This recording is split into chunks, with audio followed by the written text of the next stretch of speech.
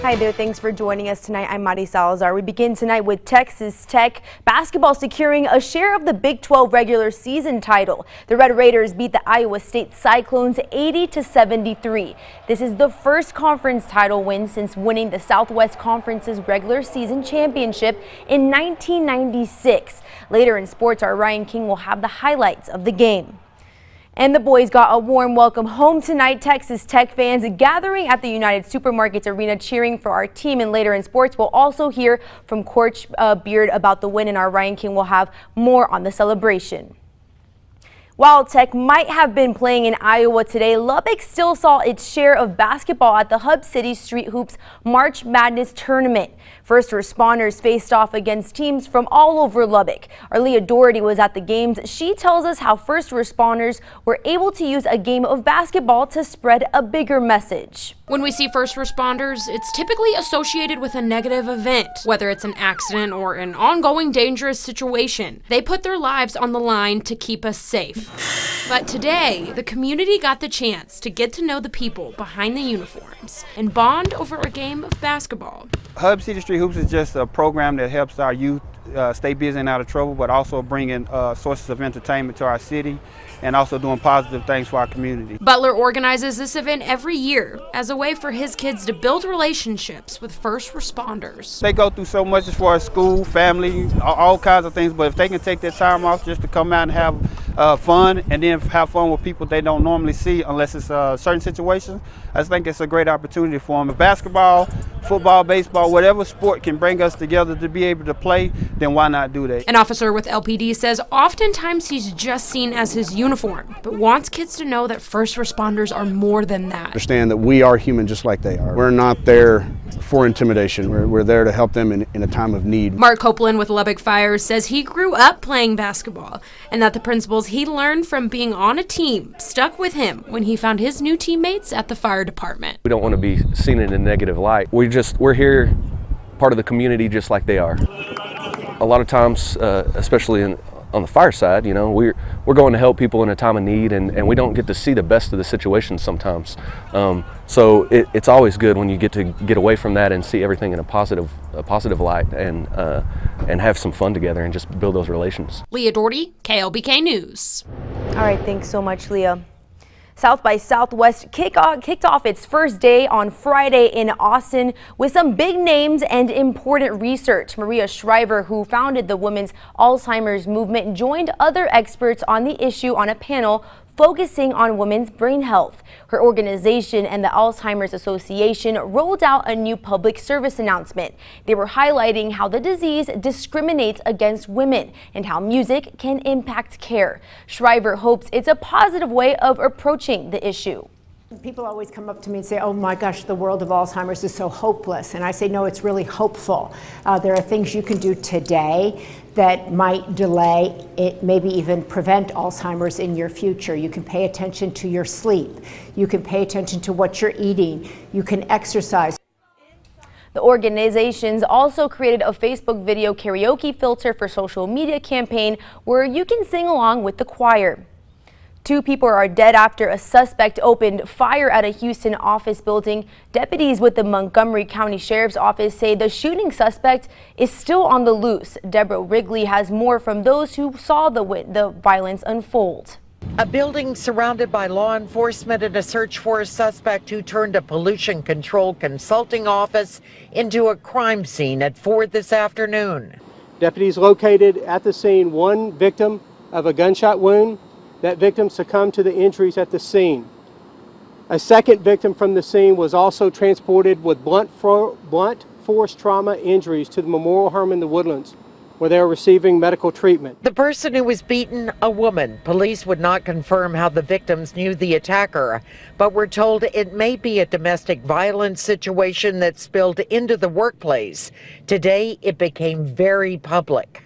My coworker called me right then and there and said there was an active shooter in the building, so to run. The entire building evacuated out of safety concerns. When I do know that when I walked out of the building and was coming out, I looked down and there was a clip on the ground And I said to one of the officers, "Ma'am, do you see this?" And she says, "Yes, don't touch it." Tonight, investigators continued to process the first floor office, searching for any evidence outside, while workers from other offices waited to get back in to retrieve purses and keys. We are all safe, thankfully.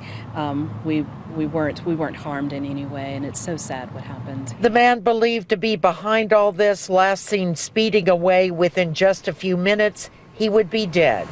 In the Woodlands, Deborah Rickley, ABC 13 Eyewitness News. The names of the victims or suspect in the case haven't been released.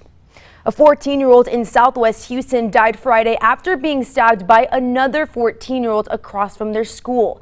The attack happened during dismissal on Wednesday at a convenience store across the street from Jane Long Academy. Police say the victim and the suspect were arguing over food, and the suspect stabbed the victim in the head with a knife. The police chief says the incident is not believed to be gang-related. The teen suspect was arrested and charged with aggravated assault with a deadly weapon. The Houston Independent School District has released this statement. They say in part, quote, "We are heartbroken to learn that our student has passed away. We offer our deepest condolences to his family, friends, and all who loved and cared for him." They also say they have counselors available to those impacted. And today's Viva Atzland Festival had their 25th year of promoting the Mexican culture through dance and music. The first day of the festival was yesterday, but some people were able to go today too.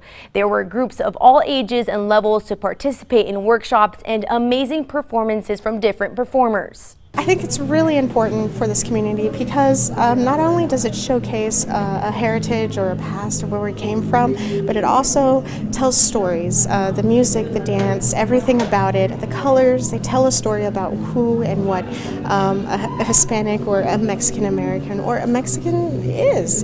And that's really the importance of this festival is we carry on those traditions, we teach each other, we show each other, we share it with the community, and that's really what our culture is about. It's about sharing, it's about family, it's about everything. All the fun was at the Lubbock Memorial Civic Center. Lubbock police officers made their way to Sugar Brown's coffee shop today for their Coffee with a Cop event. If you had any concerns or questions for them, they made sure to answer them for you. It's also a good time to get to know local police officers, and if you missed it this weekend, make sure to check in with Lubbock Police's Facebook page for any other Coffee with a Cop events.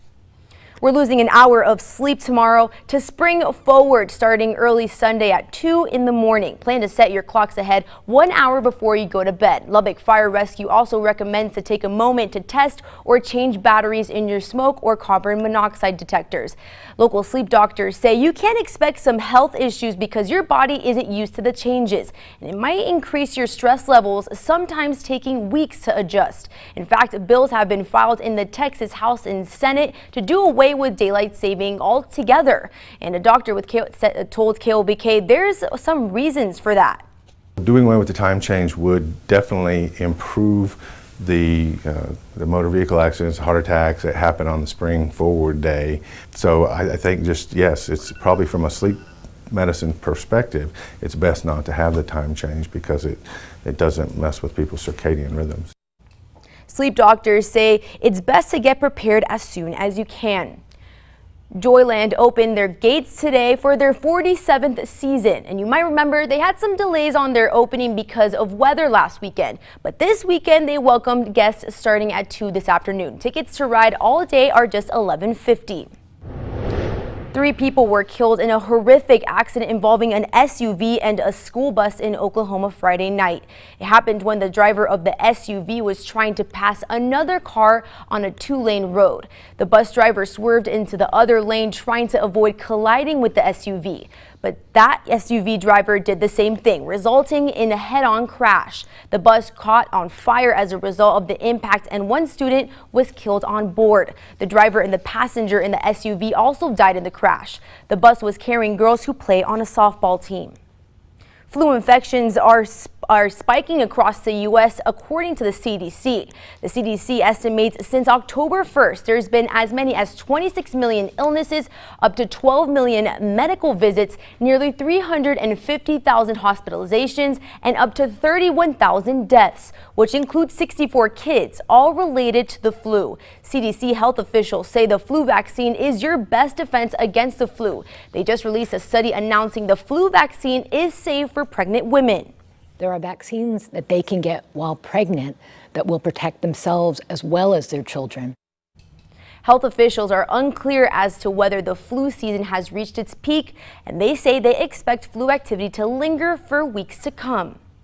A picture taken at the Morehouse College in Atlanta, Georgia Friday went viral. It's a shot of a professor holding a baby girl while teaching class. The baby was the daughter of a student preparing for midterm exams. And as Bernd Peterson reports, the student is a young father who couldn't find a babysitter. It's Dr. Nathan Alexander's job to solve problems. Math requires us to think really logically and in steps. And this Morehouse College professor will take any steps to help a student in need, like senior Wayne Hare. Last Friday, he was a little nervous about stepping into Dr. Alexander's algebra class. And so right when I was going to turn around, I was like, I'm not doing this, I'm going home. And right when I was about to turn around, Dr. Alexander saw me. He's like, no, come. Wayne had his baby daughter, Asada, with him. His wife was getting their child's birth certificate, and they couldn't get a sitter. He saw me with my book bag and my baby backpack. And he was like, you know what, you could take better notes if I held her. Oh, she was so sweet. You know, she had a pacifier there, and I was sort of rocking half the time when I was doing some of the equations. Classmate Nick Vaughn took the pictures that have gone viral. Man, if I can show my mom this when I get home, she won't believe it. Wayne says he and his wife will never forget this act of kindness from a teacher he will always look up to. We see you, a young father, trying to do your thing, bring your baby to class, and we're not here to judge you. We're rooting for you. And man, that was the most important part to me. All right, thanks so much, Bernd.